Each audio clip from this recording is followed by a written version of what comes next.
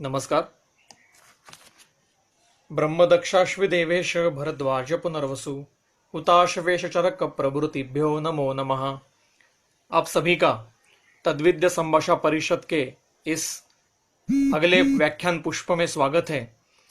आज हम स्नेहन ये जो विषय है इसकी क्या संकल्पना है और उस स्नेहन की संकल्पना का विचार क्या करना है इसका हम संदर्भ के साथ अध्ययन करेंगे.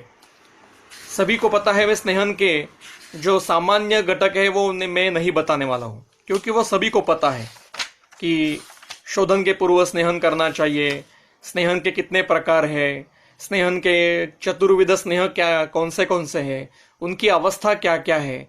ये तो बहुत सामान्य विषय है, ये सभी को पता है, तो इसके बारे में हम चर्चा नहीं करेंगे.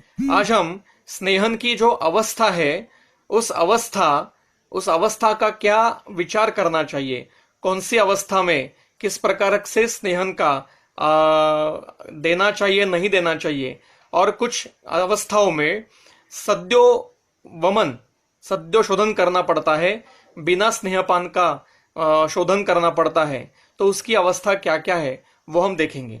सूत्र स्थान का अध्याय 13वां जो है वो अध्याय इसमें पूरा का पूरा स्नेहन का विस्तार से वर्णन है. उसमें सबसे आखिरी जो सूत्र है वो है स्नेहम अग्रे प्रयुंजित ततः स्वेदम अनंतरम स्नेह स्वेदोपपन्नस्य संशोधनम अथ इतरत. मतलब सबसे पहले स्नेहन करना चाहिए, स्नेहन करने के बाद स्वेदन करना चाहिए, और स्नेहन और स्वेदन से सम्यक प्रकार से उसका उपयोग करने पर फिर योग्य प्रकार से शोधन करना चाहिए. ये सामान्य नियम है. अब इस सामान्य नियम को भी कुछ अपवाद होते हैं. मैंने जैसे पहले बताया कि मैं स्नेहन की जो सामान्य घटक जो है उसका अध्ययन आप सभी को है, उसमें मैं नहीं जाने वाला. मतलब जैसे स्नेहीय कौन कौन है, स्नेहन को नहीं देना चाहिए, या स्नेहपान के कितने कितने प्रकार है, उसकी विचारणा कैसे, ये तो बहुत सामान्य घटक है, ये सभी को पता है. इसको बार बार दोहराने से कोई उसका अर्थ नहीं है. सबसे महत्व है कि स्नेहपान की जो अवस्थाएं है वो कैसे समझना चाहिए. चिकित्सा करते समय स्नेहपान की अवस्था क्या है वो हमें देखना चाहिए. तो कभी कभी ऐसा होता है कि हम स्नेहपान शुरू करते हैं, स्पेशली कुष्ठ व्याधि में या किसी त्वचा विकार में अगर स्नेहपान शुरू करते हैं तो उस व्रण जो उत्पन्न हुए हैं उसमें से स्राव शुरू हो जाता है, और अब हमें लगता है कि ये दोष बाहर निकलने जा रहे हैं. तो ऐसा नहीं होता है. ये स्नेहपान का या गलत पद्धति से उपयोग करने से होने वाली ये अवस्थाएं उत्पन्न हो सकती है.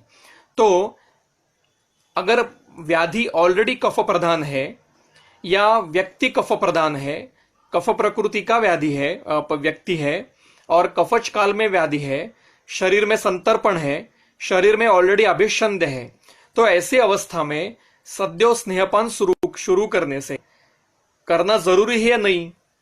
क्योंकि स्नेहपान का काल क्या, स्नेहपान कहाँ बताया है कि आम नहीं होना चाहिए. मैं अभी आगे हम अवस्था देखने वाले हैं.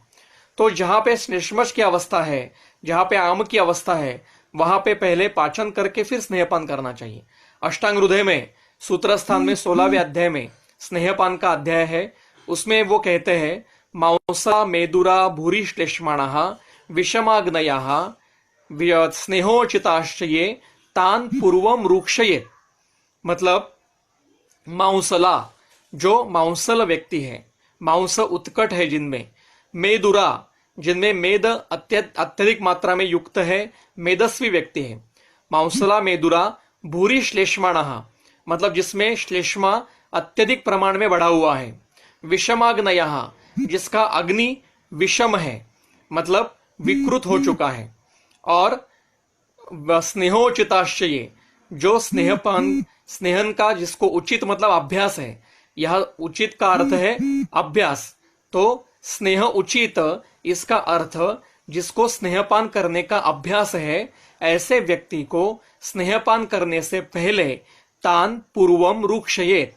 इन सभी व्यक्तियों को मांसल, मेदुर, मेदस्वी, भूरि श्लेष्मा, विषम आग्नया स्नेह का अभ्यास करने वाले व्यक्तियों को सबसे पहले रूक्षण चिकित्सा करनी चाहिए। बिना रूक्षण चिकित्सा किए इनमें स्नेह नहीं करना चाहिए। यह बहुत महत्व का सूत्र है। और आज के जमाने में जो पेशेंट हमारे पास आते हैं वो प्रायः संतर्पण करने वाले होते हैं, प्रायः अग्नि विकृति के होते हैं, प्रायः आम प्रदोष के वे पेशेंट होते हैं। तो इनमें स्नेहपान शुरू करने से पहले ये घटक ध्यान में रखना बहुत बहुत आवश्यक है। यही बात चरक संहिता में भी बताई है। चरक संहिता के ज्वर चिकित्सा अध्याय में, ज्वर चिकित्सा अध्याय 3, चिकित्सा स्थान अध्याय 3, सूत्र नंबर 164, उसमें आप ये सूत्र जो संदर्भ में बता रहा हूं ये आप बाद में चेक कर सकते हैं, या फिर अभी आपके साथ चरक संहिता होगी तो आप सामने सूत्र निकाल सकते हो। चरक संहिता चिकित्सा स्थान अध्याय नंबर 3, सूत्र नंबर 164। ये सूत्र ऐसा है, अथ ऊर्ध्वम कफे मंदे वात पित्तोत्तरे ज्वरे परिपक्वेषु दोषेषु सर्पिष्पानम यथा अमृतम। इस सूत्र का बहुत अच्छा विचार करना चाहिए। यह ज्वर चिकित्सा में जो सूत्र आया है ये ज्वर में भी आया होगा, फिर भी ये अतिदेश तंत्र युक्ति से सभी व्याधियों में इसको हम लगा सकते हैं। अथ ऊर्ध्वम, ऊर्ध्वम मतलब पहले चिकित्सा हो गई, लंघनम पाचनम स्वेदो कालो, जो चिकित्सा है जो संदर्भ बताया है 142 में, लंघनम सुदनम कालो यवागो स्तिक्तको रसः पाचनानि अव्यपक्वानाम दोषाणाम तरुणे ज्वरे। तो नव अवस्था में पहले लंघन, फिर स्वेदन, फिर कुछ काल रुकना, फिर यवागु तिक्त रस का प्रयोग और फिर पाचन। ये करने के बाद जब ज्वर आम का पूरा पचन हो जाए, और काल दिया है दशाहम यावत, एक तो चिकित्सा करने पर, पाचन चिकित्सा करने पर 10 दिनों के बाद, या फिर अच्छा पाचन, अच्छा रूक्षण होने पर, इसको कहते हैं अत ऊर्ध्वम। अत ऊर्ध्वम मतलब ये चिकित्सा करने पर कफे मंदे, कफ अगर मंद हो गया है, मतलब कफ के जो स्निग्ध, शीत, गुरु, पिच्छील, मंद ये गुण है ये शरीर में हमने चिकित्सा से कम कर दिए। वात पित्तोत्तरे ज्वरे, वायु और पित्त के गुण बढ़े हुए हैं, उसमें वायु के रूक्ष, लघु, खर, परुष ये गुण हमने निर्माण किए, शरीर में रूक्षण किया, और पित्त के उष्ण तीक्ष्णादि गुण बढ़ाए और स्निग्ध और द्रव गुण कम कर दिए। आगे है परिपक्वेषु दोषेषु, दोष परिपक्व हो गए मतलब निराम हो गए, सामता सभी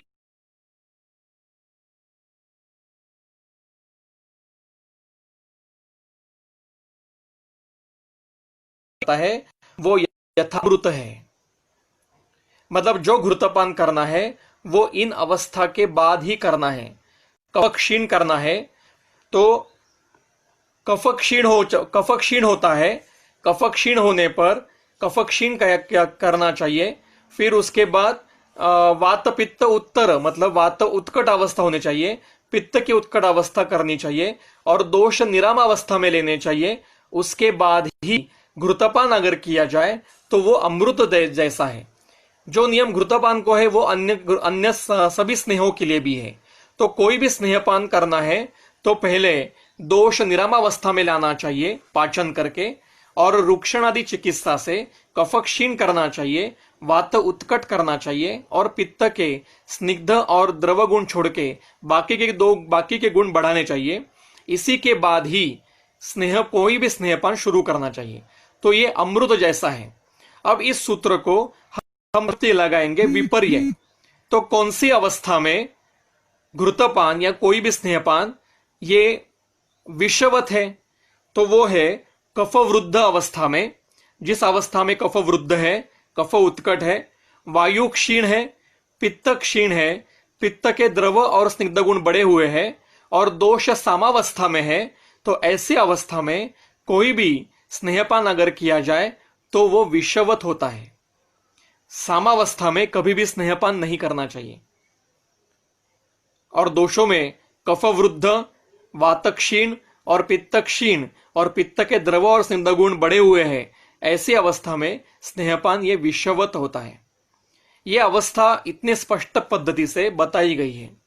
अब हम जाएंगे सूत्रस्थान अध्याय 13 स्नेहाध्याय, उसमें सूत्र नंबर 53 नंबर का सूत्र है, वो हम देखेंगे।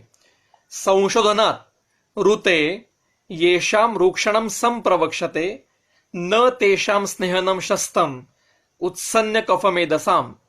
इस सूत्र को बहुत ध्यान से और शांति से पढ़ना चाहिए। यहां पे ऋते अव्यय है। ऋते अव्यय, ये अव्यय होता है और जिसको ये लगाना चाहिए उसकी तृतीय विभक्ति या पंचमी विभक्ति करनी चाहिए। तो इस सूत्र में पंचमी विभक्ति किसको है? तो संशोधनात्, ये पंचमी विभक्ति। जब आप सूत्र सामने रखोगे तो आपको सबको ये समझ में आएगा। संशोधनात् ये सूत्र है और इसकी पंचमी विभक्ति है। तो संशोधनात् इस पद को ऋते लगाना है। ऋते अव्यय का अर्थ है इसके बगैर या इसके सिवाय।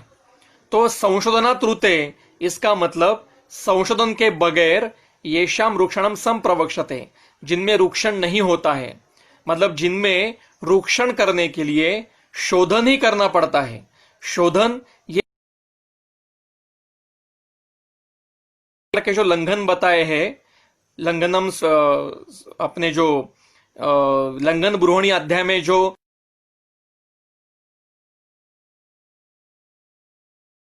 चतुष्प्रकारा संशुद्धि पिपासा मारुता तपो, ऐसा भी दूसरी पंक्ति में उसका वर्णन है। तो चारों प्रकार के शोधन, ये चार प्रकार के जो शोधन है ये रूक्षण करने वाले हैं। शोधन ये एक प्रकार की रूक्षण चिकित्सा है। तो जिनमें रूक्षण चिकित्सा करने पर, रूक्षण चिकित्सा करने के लिए शोधन ही करना पड़ता है, ऐसे व्यक्तियों में क्या करना चाहिए? चरक संहिता के विमान स्थान के अध्याय 3 अध्याय में, जनपदो ध्वंस्य अध्याय में, उसके आखिरी पदों में उन्होंने 3 प्रकार के चिकित्सा बताई है, लंघन, लंघन पाचन और दोषावसेचन। और वो कहते हैं कि जब दोष अल्प बलवान होते हैं तब आप लंघन कर सकते हो, जब दोष मध्य बलवान होते हैं तो आपको लंघन और पाचन चिकित्सा करनी पड़ती है, और जब दोष बलवान होते हैं तब आपको शोधन चिकित्सा करनी पड़ती है अपतर्पण के लिए। जैसा व्याधि है, प्रमेह जैसा व्याधि है, या अन्य कोई भी व्याधि जिसमें दोष बहुत बलवान,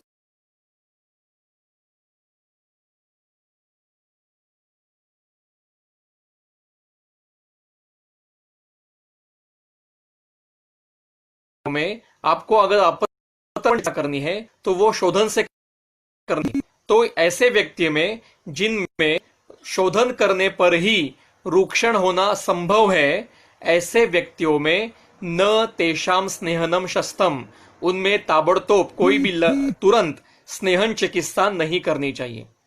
तो स्नेहन करने से पहले उनमें रूक्षण जो करना है वो रूक्षण शोधन से करना चाहिए। तो ऐसे कौन सी अवस्था है? तो कुछ अवस्थाएं चरक ने खुद दी है। उत्सन्न कफ मेदसाम, जिनमें कफ और मेद उत्सन्न है, श्लेष्मा वृद्ध हो चुका है बहुत बड़ी मात्रा में, और मेद भी बढ़ा हुआ है। अभिषण्य आनन गुदाहा, जिनके मुख से या गुदा से स्राव शुरू है, अभिषंद हो चुका है, गुदभागी अभिषंद है, मुखभागी अभिषंद है। नित्य मंदाग्नयः, जिसका अग्नि नित्य मंद होता रहता है। तृष्णा मूर्छा परिताश्च, ऐसे कई अवस्थाएं आगे दी है। अब यहाँ पे चक्रपाणी की टीका बहुत महत्व की है। चक्रपाणी कहते हैं कि येषाम रूक्षणम वक्षते लंघन ब्रूहणीय, लंघन ब्रूहणी अध्याय में रूक्षणीय कौन कौन है, जिनको रूक्षण करना चाहिए, उनकी एक लिस्ट दी है। वो कहते हैं अभिषंध्या, महादोषा, मर्मस्था व्याधयश्च ये उरुस्तंभ प्रभृतयाः रूक्षणीया निदर्शिता। जो व्याधि अभिषंध्य से उत्पन्न हो चुकी है। तो व्हाट इज अभिषंद? अभिषंद का अर्थ है शरीर में क्लेद अतिरिक्त मात्रा में बढ़ना और सभी शरीर में सभी धातुएं क्लेद से युक्त होना, इसको अभिषंद कहते हैं। शरीर के सभी स्रोतों में से स्राव शुरू होना, बाह्य स्रोतों में से स्राव शुरू होना, इसको अभिषंद कहते हैं। और महादोषा, जिनमें दोष बहुत बलवान है और मर्मस्था व्याधयः, मर्मगत व्याधि है, ऐसे उरुस्तंभादि व्याधियों में रूक्षण चिकित्सा करनी चाहिए। यह सूत्र 22वें अध्याय में, लंघन ब्रूहणी अध्याय में आया है। अब आगे कहते हैं तेषाम, मतलब ये जो अभिषंध्य, महादोषा, मर्मस्था, ये जो व्याधि है, इनमें शोधनात् ऋते स्नेहनम न शस्तम, उनमें शोधन करने के बाद ही स्नेहन करना चाहिए। मतलब शोधन के बगैर स्नेहन नहीं करना चाहिए। शोधनात् ऋते स्नेहनम न शस्तम, शोधन के बगैर स्नेहन नहीं करना चाहिए। यदा तु शोधनेन विरुक्षन्ते, जब शोधन चिकित्सा से अच्छा रूक्षण हो जाए, तदा परम शोधनार्थः तत्र स्नेहः कर्तव्यः, तब आगे के शोधन करने के लिए बीच में स्नेहन करना चाहिए। मतलब अब चिकित्सा का क्रम क्या हो गया? सद्यो शोधन, फिर स्नेहपान, फिर शोधन। ये अवस्था बहुत स्पष्ट पद्धति से चरक में वर्णन की है। अब हमें इसको जरा अच्छे से समझना चाहिए। मैं एक बार फिर से बताता हूं कि जिन व्याधियों में अभिसंदेह है, जिन व्याधियों में महादोष अत्यंत बलवान है, मर्मस्थ व्याधि है, ऐसे व्याधियों में अगर दोष बहुत बलवान है, उत्सन्न कफ मेदस्वी है, अभिषण्यानन गुदा है, नित्य मंदाग्नि है, आम प्रदोष है, शरीर में अभिषंद है, स्तंतर्पण की अवस्था है, ऐसे व्यक्ति में अगर स्नेहन करना है तो वो शोधन करने के बगैर नहीं करना चाहिए। उनमें पहले सद्यो वमन करना चाहिए। सद्यो वमन मतलब कैसे करना है बताता हूं आगे। तो सद्यो वमन करना चाहिए। उसके बाद में उस सद्यो वमन से अच्छा रूक्षण उत्पन्न होने के बाद, रूक्षण चिकित्सा होने के बाद फिर स्नेहपान करना चाहिए। फिर आप वर्धमान मात्रा में स्नेहपान करो या एक मात्रा में स्नेहपान करो। फिर उसके बाद अच्छा स्नेहन होने पर फिर से एक वमन दे दीजिए। तो जो पहला वमन किया वो हेतु विपरीत और रूक्षण चिकित्सा करने के लिए है, और जो दूसरा स्नेहपूर्वक वमन किया वो व्याधि विपरीत है। ये चिकित्सा चरक में कई जगह बताई गई है, पर हम शायद इसको भूल चुके हैं। आज क्या पद्धति है, कोई भी पेशेंट आए, इसको अगर शोधन करना है तो सिर्फ हम अग्नि देखते हैं। अग्नि देखते हैं मतलब क्या करते हैं? आपको भूख कितनी लगती है? अच्छी लगती है? दिन में कितने बार खाते हो? 3 बार खाते हो? हाँ, इसका अग्नि अच्छा है, और शुरू कर दो स्नेहपान।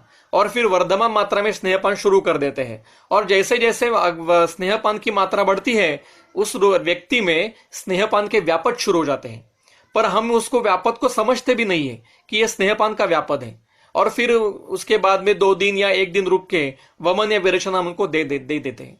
तो ये चिकित्सा सामान्य चिकित्सा बताई है, पर फिर भी इसमें अपवाद ऐसा है कि जिस व्यक्ति में अभिसंदेह है, संतर्पण है, आम विषय है, शरीर में द्रव भाग ज्यादा मात्रा में बढ़ा है, क्लेद निर्माण हुआ है, अग्निमांद्य है, दोष बलवान है, दोष उत्कट है, ऐसे अवस्था में पहले एक सद्यो वमन देना चाहिए। फिर वमन के बाद अच्छा रूक्षण होने से फिर स्नेहपान करना है, और फिर स्नेहपान के बाद फिर से एक वमन देना है या शोधन करना, और कोई शोधन करना है। ये क्रम बताया गया है। अब देखिए चरक संहिता के विमान स्थान के दूसरे अध्याय में, विमान अध्याय 2 सूत्र नंबर 13, वो कहते हैं तत्र साध्यम आमम प्रदुष्टम अलसीभूतम। अलसक की चिकित्सा बता रहे हैं।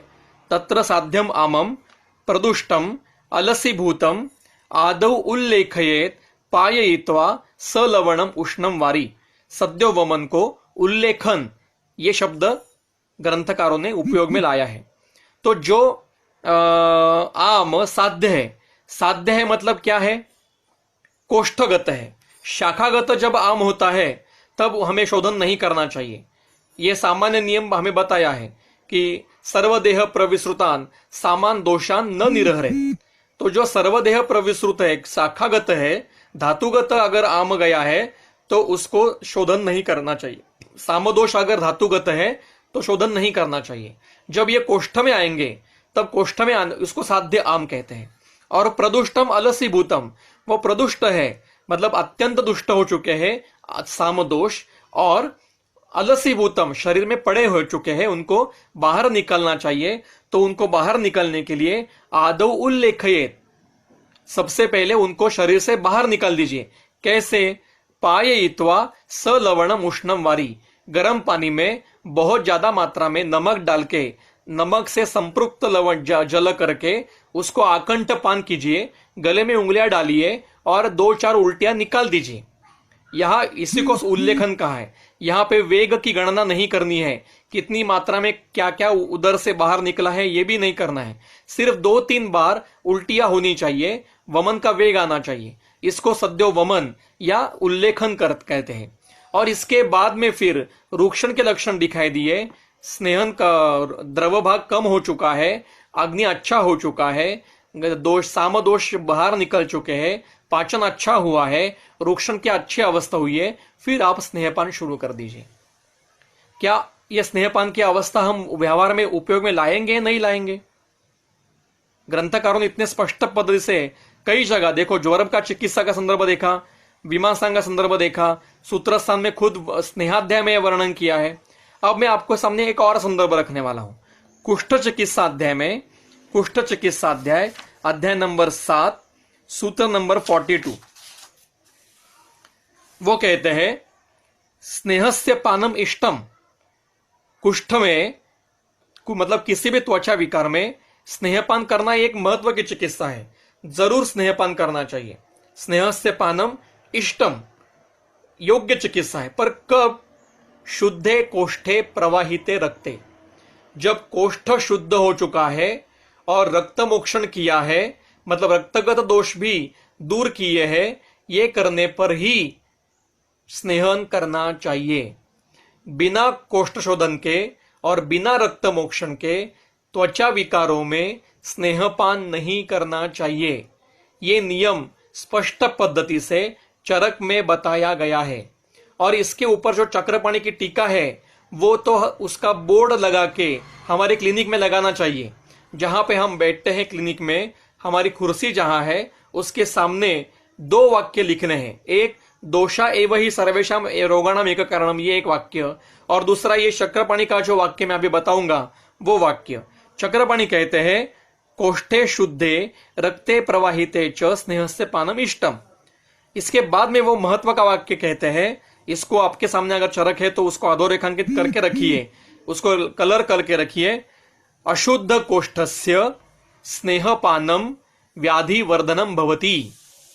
अगर अशुद्ध कोष्ठ में स्नेहपान किया तो व्याधि बढ़ता है। अशुद्ध कोष्ठस्य स्नेहपानम व्याधि वर्धनम भवति। बिना शोधन किए स्नेहपान किया तो व्याधि बढ़ता है। कितना महत्व का वाक्य है ये, हम इसको भूल चुके हैं। आया पेशेंट की दिया स्नेहपान, आया पेशेंट की दिया स्नेहपान, शुरू कर दिए स्नेहपान। रुकिए जरा, अवस्था देखिए कौन सी अवस्था है, स्नेहपान के योग्य रुग्ण है या नहीं।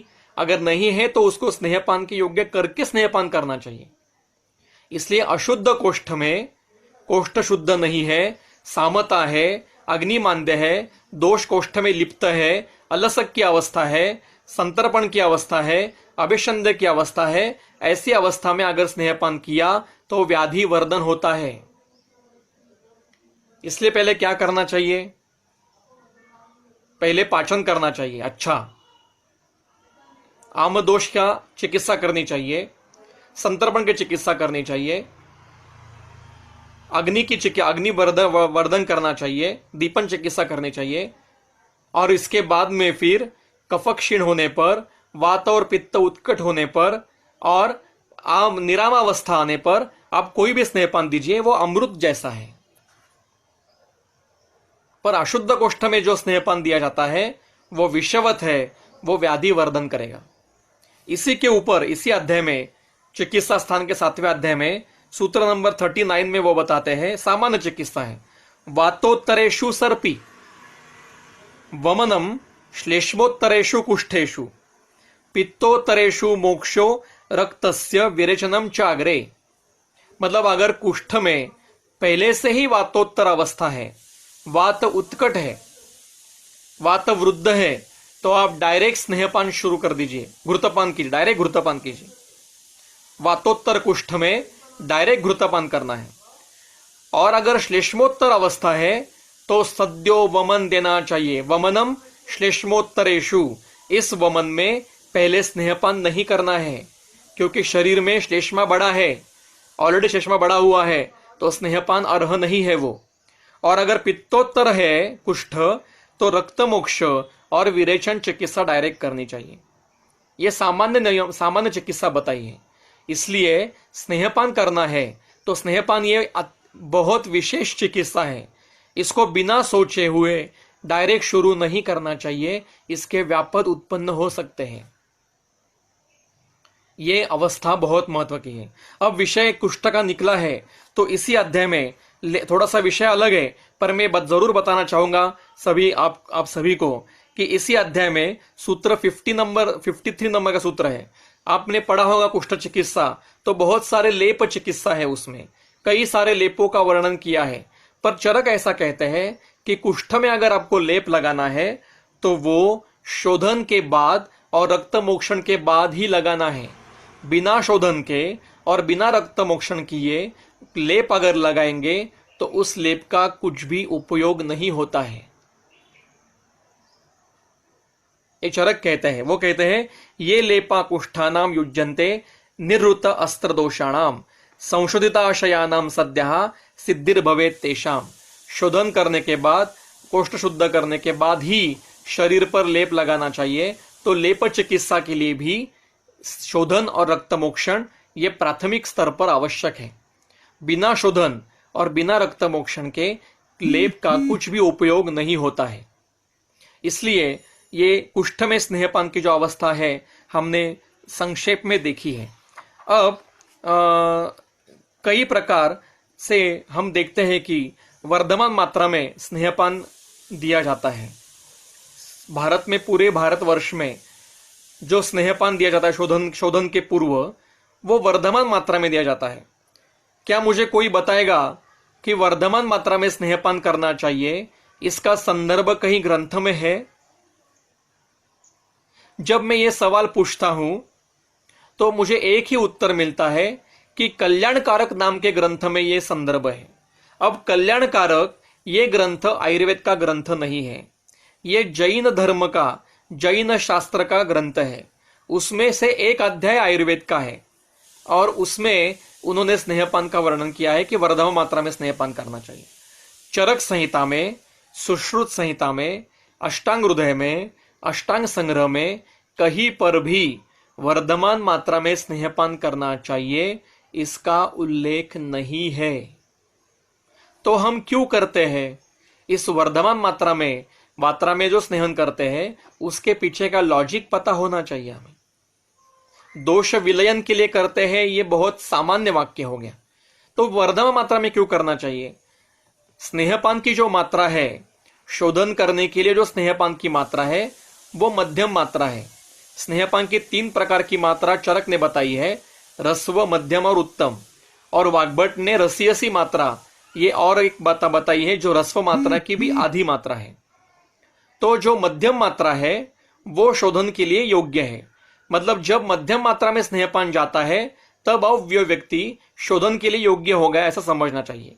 तो मध्यम मात्रा मतलब क्या? जो 12 घंटे में स्नेहपान का पचन करती है उसको मध्यम मात्रा कहा जाता है। अब समझो किसी भी व्यक्ति में आपको पता है कि इसकी मध्यम मात्रा क्या है, तो आपने डायरेक्ट उसको मध्यम मात्रा में स्नेहपान शुरू कर दिया तो उसको स्नेहपान का व्यापद हो जाएगा। इसलिए रस्व मात्रा से या रसीयसी मात्रा से शुरुआत करके धीरे धीरे मात्रा बढ़ाते हुए उसको मध्यम मात्रा तक, मतलब 12 घंटे में जो पचती है वहां तक लेके जाना है उसको। और फिर उसको स्नेहपान के सम्यक लक्षण जब तक दिखाई देते हैं उस वहां तक उसको लेके जाके फिर रुक के फिर उसको शोधन करना है। अब मैं जो शोधन लेता हूं, मेरे बारे में बताता हूं। हर साल शोधन लेता हूं तो मुझे मेरी मध्यम मात्रा पता है कि वो 140 मिलीलीटर मेरी मध्यम मात्रा है। मतलब जब मैं 140 मिलीलीटर का स्नेहपान करता हूं तब वो 12 घंटे में बाद उसका पचन पूरा हो जाता है। मुझे 12 घंटे के बाद भूख लगती है।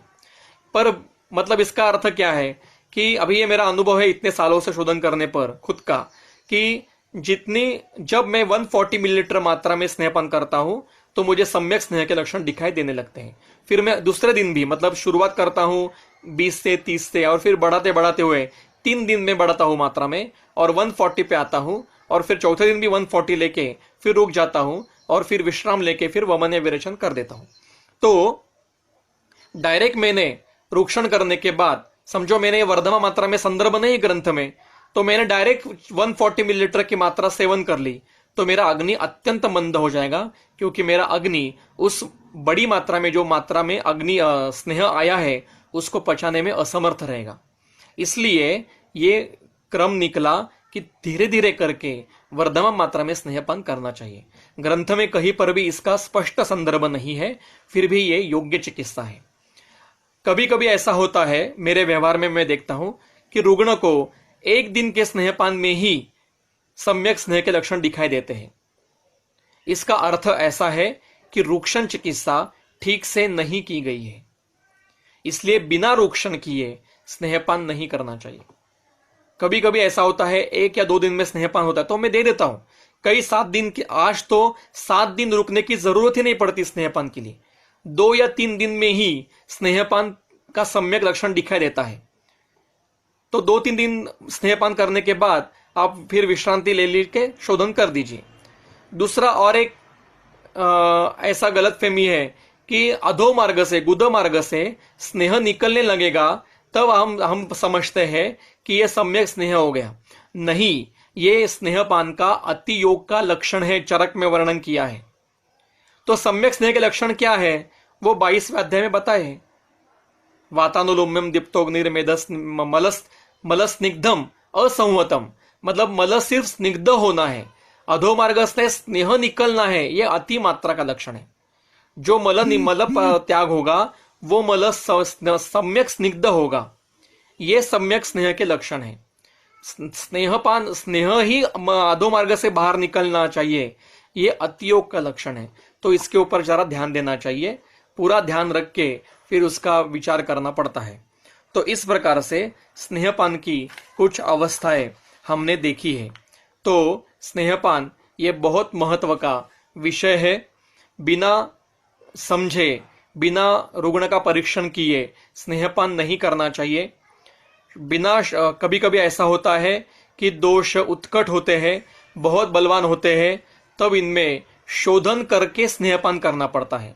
मतलब शोधन, स्नेहन और फिर शोधन। तो पहला शोधन ये निस्नेह होता है और फिर स्नेहपूर्वक दूसरा शोधन करना पड़ता है। अगर दोष अल्प मात्रा में है तो आप डायरेक्ट लंघन करके 2-3 दिन लंघन करके उष्णोदक देके, वचा शुंठी आदि चूर्ण देके उसको रूक्षण कर दीजिए और फिर उसको स्नेहपान के लिए ले लीजिए।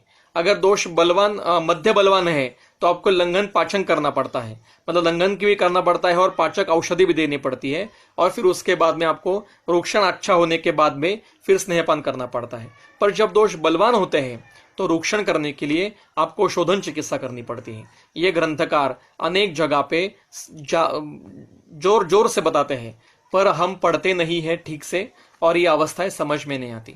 तो मैं फिर से एक बार बताता हूं कि जब संतर्पण की अवस्था है, आम प्रदोष की अवस्था है, शरीर में क्लेद बढ़ा हुआ है, शरीर में सामावस्था है, आम प्रदोष की अवस्था है, शरीर में कफ वृद्ध है, मेद वृद्ध है, मांस वृद्ध है, अग्नि विषम है, स्नेह का अभ्यास है, ऐसे व्यक्तियों में पहले रूक्षण चिकित्सा करके स्नेहपान करना है। इनमें शोधन करो, पहले सद्य शोधन दीजिए। शोधन करने के लिए क्या करना है तो गर्म पानी में नमक डाल के आखंड पान कीजिए, फिर गले में उंगलियां डाल के उसको निकाल दीजिए। कभी कभी इतना उत्कट होते हैं दोष कि गले में सिर्फ उंगलियां डाल के भी वमन हो जाता है, गर्म पानी में नमक डालने की जरूरत भी नहीं पड़ती।